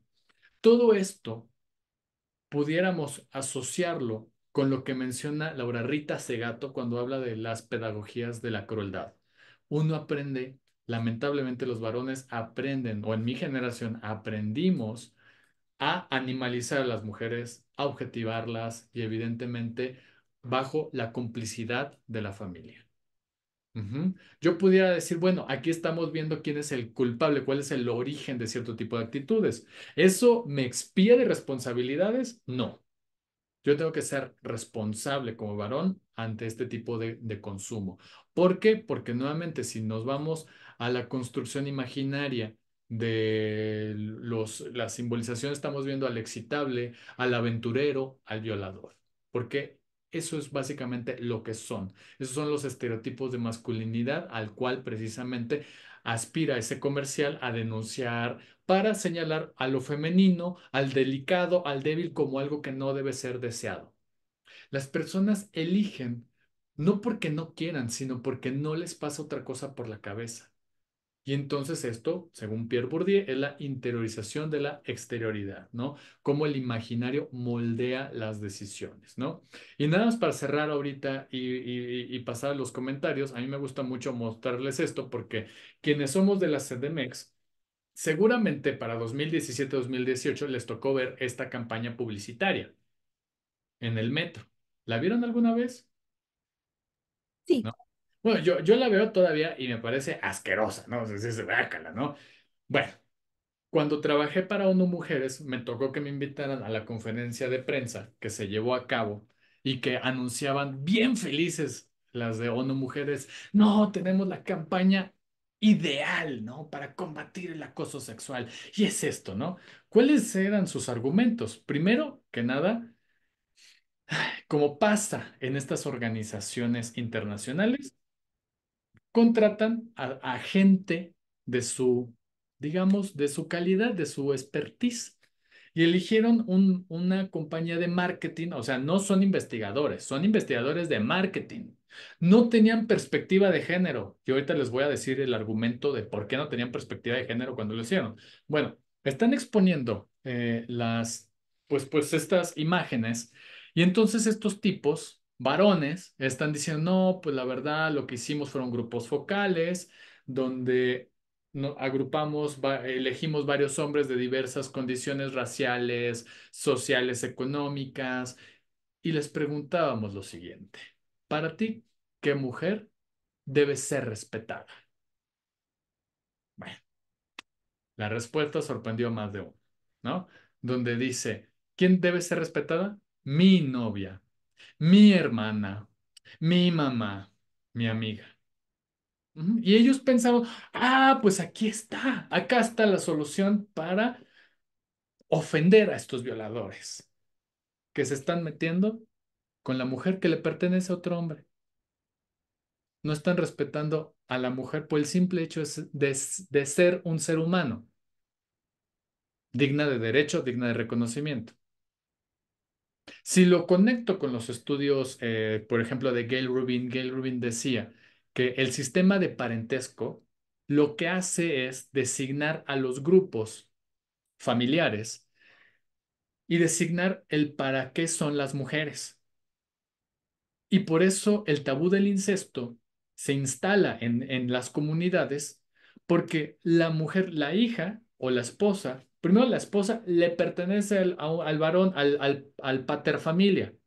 Segundo, la hija va a ser de intercambio para afianzar a los grupos y entonces se va a dar un morgangave, se va a dar un regalo, un tributo, porque la otra familia recibe a la hija y aparte recibe un regalo de la familia de la que viene esta hija. Es decir, es un objeto de cambio. Por eso sorprende muchísimo cuando dicen, es que dice, este es el morbo con el que miran a tu novia. Este es el morbo con el que miran a tu mamá. Este es el morbo con el que miran a la hermana. Demostrando y denunciando nuevamente que el sistema de parentesco aún existe y que si esto lo ven como una victoria en medios de comunicación, ya no feministas, más bien con estudios de Genaro, porque no es género, es Genaro, ¿no? Que muestra precisamente cómo aún existe en México la idea del parentesco como un elemento de designación de cómo yo debo tratar a las mujeres. Si es mi amiga, la trato bien porque es mi amiga, supuestamente, ¿no?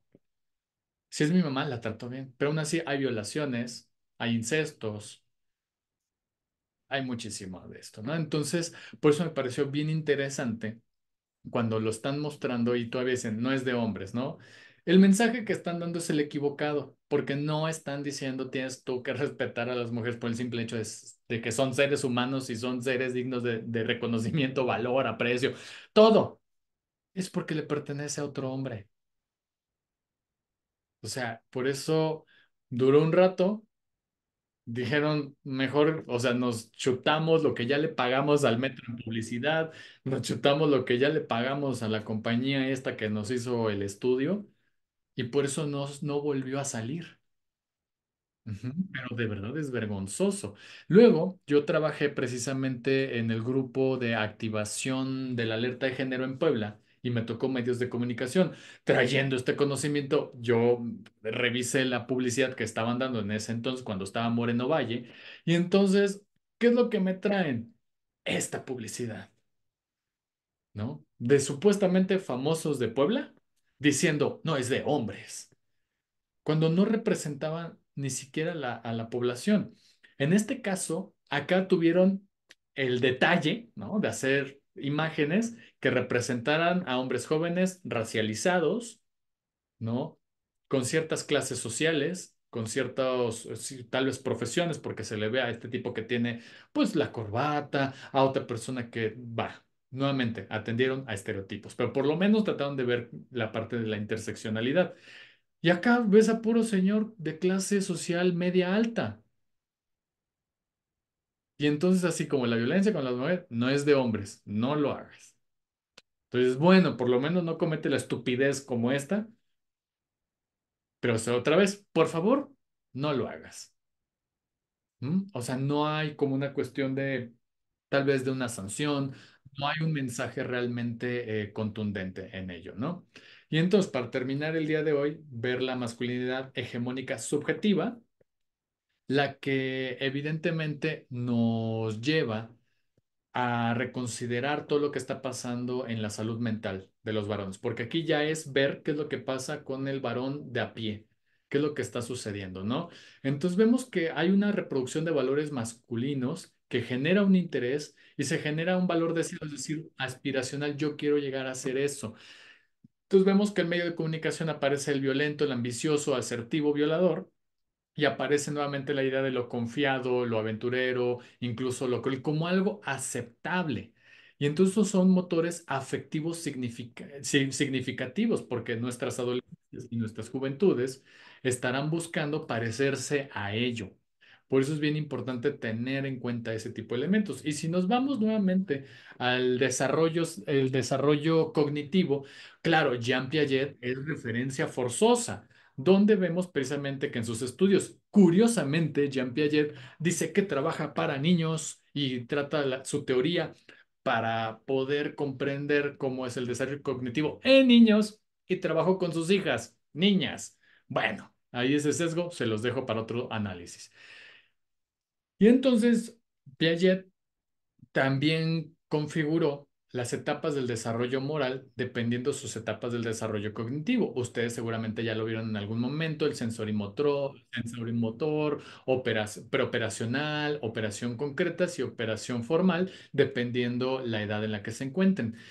Y ahí lo fue asociando con precisamente condiciones, por ejemplo, amorales, cuando hay un desarrollo sensorimotor, cuando hay un preoperacional, un moral heteronórmico. Eso significa que pueden distinguir entre que la mamá es la que aplica las reglas, o sea, las mujeres son las que mandan y los hombres son los que son más laxos en alguna manera, ¿no? Y imagínense un poquito también conectando a lo de esta teoría de Melanie Klein. De pecho bueno, pecho malo, hay una disociación entre lo que me conviene y entre lo que no, pero es todavía muy primitivo y ya después en operaciones concretas y operaciones formales aprenden la autonomía y la cooperación, ¿no?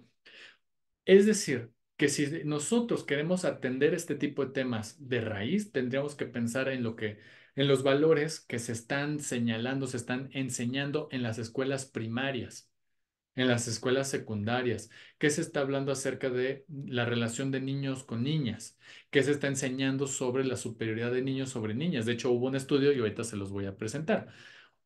Uno de sus estudiantes doctorales de Jean Piaget fue precisamente Lawrence Kohlberg. Lawrence Kohlberg dedicó toda su tesis doctoral a las etapas precisamente del desarrollo moral, a ampliar la teorización de su profesor. Lo que él demostró fue precisamente que a los niños se les enseña desde pequeños a tener una autonomía y a tener digamos, una flexibilidad en el entendimiento de qué es lo justo y qué es lo injusto, podría ser un posible castigo ante un acto amoral, por ejemplo. Entonces, a eso le fue entendiendo, lo fue, digamos, llamando desarrollo de la justicia. Hay un razonamiento en las etapas preoperacionales, un razonamiento moral preconvencional, porque nuevamente ahí sitúa la relación entre la mamá como la principal cuidadora, la que enseña las reglas, la que porta la cultura, eso dirían otros autores, ¿no? Como por ejemplo Sigmund Freud, ¿no? Luego, ya en operación concreta y formal, podría combinarse con razonamiento moral convencional o razonamiento moral postconvencional, es decir, donde aplican cierto tipo de normas y donde se pueden romper.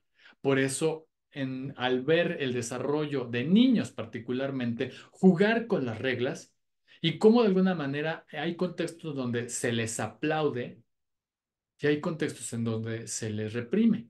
Por eso luego en secundaria, quienes hayan hecho ya prácticas en secundarias, en primarias, podemos ver cómo hay este conflicto en que en el hogar, en la casa, se le permite jugar con las reglas y no tener ninguna sanción. Y luego estos chiquillos tienen problemas en las escuelas porque en las escuelas les están poniendo normas, normas que no existen en casa, pero que de alguna manera están jugando con eso los niños, porque se lo permiten los papás. Ujú. Porque tal vez los papás también obedecen a un sistema mucho más grande de comprensión de cómo deben ser educados los niños, a diferencia de las niñas. ¿Se entiende hasta acá? ¿Vamos bien? Bueno. Sí. Luego entonces, la ahora alumna, ¿no? De Lawrence Kohlberg es Carol Gilligan.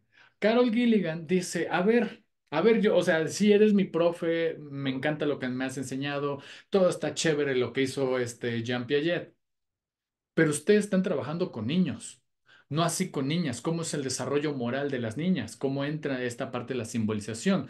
Y entonces encontró que hay una diferencia en cómo se educa a los niños de las niñas. No, por un lado, Colbert te está diciendo que los niños tienen una capacidad de reconocer en qué momento las reglas son flexibles. Incluso estas reglas, que ahí viene lo peligroso, las reglas de comportamiento pueden ser de comportamiento, digamos, social y de comportamiento sexual. Se puede extender hasta ya esa interpretación de cómo juegan con las reglas. Cuando las niñas se les enseña a un cuidado primero de sí mismas, ¿no? De, a ver, cuida tu vestidito, ay, tu moñito, no, tú no te subas, tú no te ensucies, tú no hagas esto. Luego entonces llegan a una etapa del cuidado hacia los demás. Por eso esta idea de meterles en primeras etapas del desarrollo su nenuco, para que se dediquen a cuidar, a que tengan la idea de que tienen que cuidar a otra criatura. Y de ahí aparece incluso los movimientos conservadores acá en México, el casimerito, para evitar en la adolescencia acercarse a pensar en la interrupción legal del embarazo, porque se les metió desde pequeñas el casimerito, en la chingadera esa que es un pinche feto horroroso de colores y que tienen que cuidarlo porque todavía no nace. ¿Qué nos está diciendo? Que los juguetes no son inocentes, que tienen toda una composición de construcción de significados.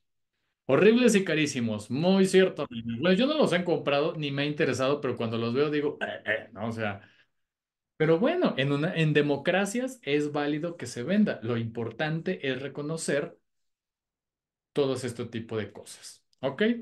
Entonces, luego nos vamos al desarrollo de los apegos por parte de John Bowlby y una de sus alumnas, Mary Ainsworth, que precisamente planteó la situación extraña. Básicamente tiene que ver con todos estos elementos, ¿no? Donde ponían a una mamá.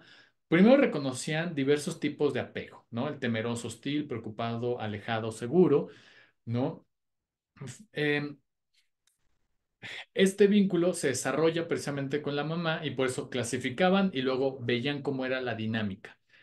Este tipo de teorías nos pueden ayudar porque actualmente, bueno, en los 80 y todavía se sigue en desarrollo, hay una terapia que se llama terapia centrada en las emociones y su pilar argumental teórico es la teoría de los apegos.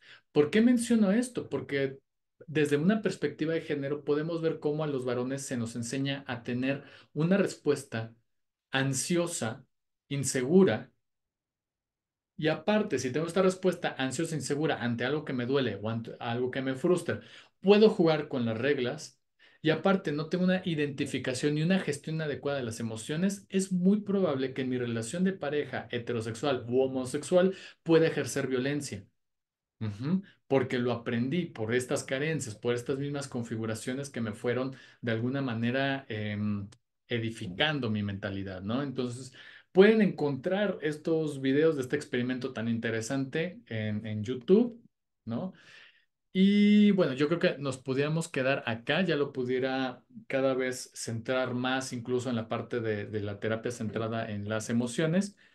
Me interesa escuchar sus comentarios, o por lo menos estos últimos 5 minutitos, para precisamente cerrar la sesión. Y yo ya en el mensajero les voy a avisar cuando ya esté en plataforma la lista de asistencia. Por favor, cuando se pide fecha, no es su fecha de cumpleaños.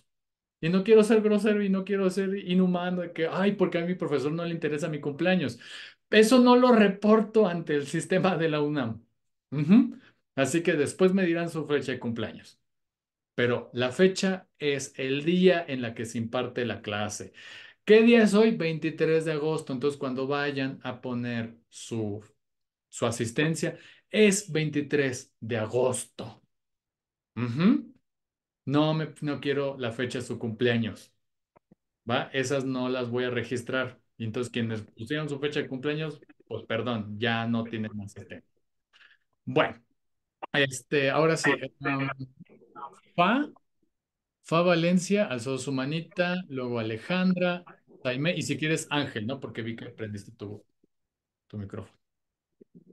Sí, es una duda con la categorización última que se hace esa distinción entre Piaget, Colbert y no recuerdo el apellido Ah, de la discípula. Gilligan.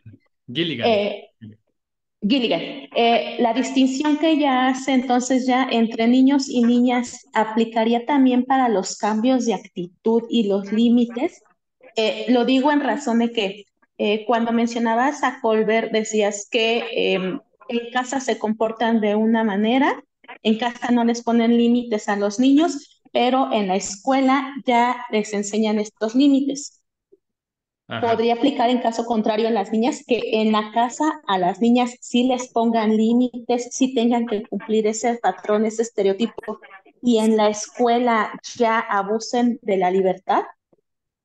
Mira, con las niñas, al menos las que estudió en los 80, Carol Gilligan, lo que va mostrando es de que a los niños hay una permisividad en su actuar y en su forma de resolver los conflictos.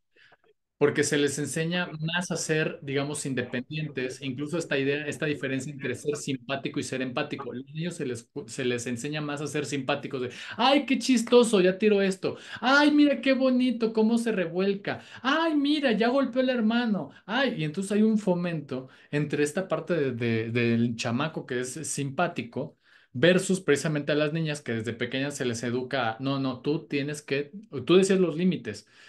No, tú tienes que cuidarte a ti misma, tienes que tener la ropita así, tienes que romper, ¿no? Se les enseña de esa manera. Ya estando en la escuela, se reproducen nuevamente los valores del cuidado, sobre todo en el kinder, que les ponen a disposición precisamente el nenuco y luego hay cuidadoras que les dicen, no, no, no, no, tú no vayas al jardín. Tú no vayas allá, tú juega acá con el nenuco. Entonces hay nuevamente la reproducción de lo que se enseñó en casa, pero se amplía al cuidado de otros y que con los niños se les permite Precisamente, si pues, se ponen límites en términos de golpeó fulanito, pero tiene mayores libertades que los niños, que las niñas, perdón. Entonces, más bien va como en ese sentido. Ojo, quiero meter ahora la, digamos, consideración histórica. Este estudio es de los ochentas. Ujú. Les voy a presentar más adelante estudios actuales sobre este tipo de condiciones, pero al menos lo que menciona Carol Gilligan es un punto importante porque además pensando en esta misoginia dentro incluso de los estudios en psicología, ustedes pueden ir a Fondo de Cultura Económica y acceder a Jean Piaget, evidentemente. Hay más de 1500 kinders en México que se llaman Jean Piaget. Ujú.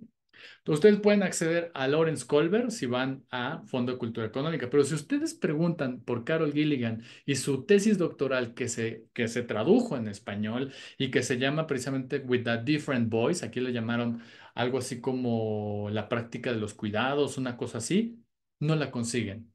¿Cuál fue el argumento de Fondo de Cultura? Que no se pedía. Entonces, bueno, también vemos eso, que en los programas no se ven los aportes de las mujeres, ¿no? Pero bueno.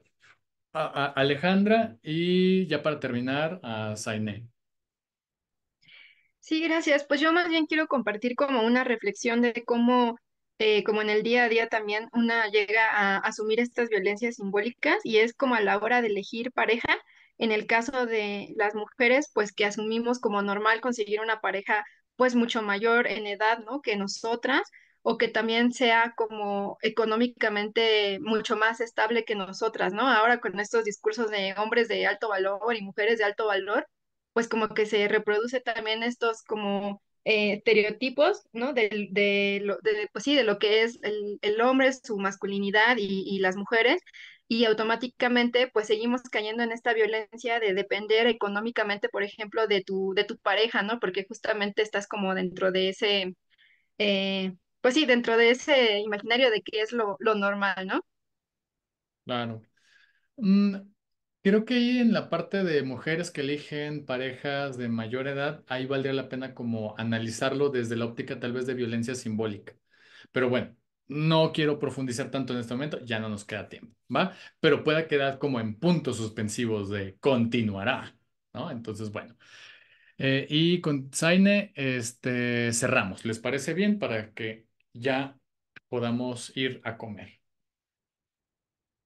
Bueno, yo solamente más sería como un tema reflexivo, tal vez que me deja todo la ponencia del día de hoy. Si bien como pues yo trato, me considero un poco como ya estar iniciando como esta educación diferente. Yo tengo dos niños, un niño y una niña, y pues justo mi intención es eso, como crear en ellos, a lo mejor por la experiencia que yo tuve y que hoy entiendo como de cosas que, bueno, no fueron lo más adecuado, Claro. pero sí también en esto último que mencionaba, pues veo muy difícil, ¿no? Todavía como justo, yo lo veo difícil para los dos lados, pero en este instante yo estoy viviendo con mi niña un tema de... está creciendo, empezando a ser adolescente y justo todo este tema que ella tiene de, a lo mejor, ¿no? Lo que yo ya construí tal vez mal, sin saberlo, Mm, pero como esto, a lo mejor ideas, ¿no? Que ella ya tiene de pues siéntate bien, todo esto que estábamos hablando al final, y que sí es bien complicado el hecho de ver cómo ella ya se está enfrentando a pues aunque son compañeros chiquitos, pero ya son masculinidades pues tóxicas, controladores, ¿no? De que tú no hagas esto, tú no puedes hacer lo otro, y que sí es bien complicado como poder cambiarle también a ella ahora esos pensamientos de sí puedes hacerlo, ¿no? O sea, como que dar la vuelta a todo esto y que sí es bien importante, pues sobre todo como para evitar ya a futuro y generaciones futuras como toda esta cultura. claro. Ya podríamos ir viendo poco a poco cuáles serían como las conductas esperadas en cada una de las edades, pero en efecto, bueno, uno pudiera ir observando como todo ese tipo de cosas y que sí se ven impactadas, ¿no? Pero bueno, las vamos revisando. Muchas gracias por estar presentes a las más de 50 personas que estuvieron, de 80, yo creo que es buenísimo. Y cualquier cosa, ahí estoy al pendiente de ustedes. Cuídense mucho, bonito fin de semana. Bye bye.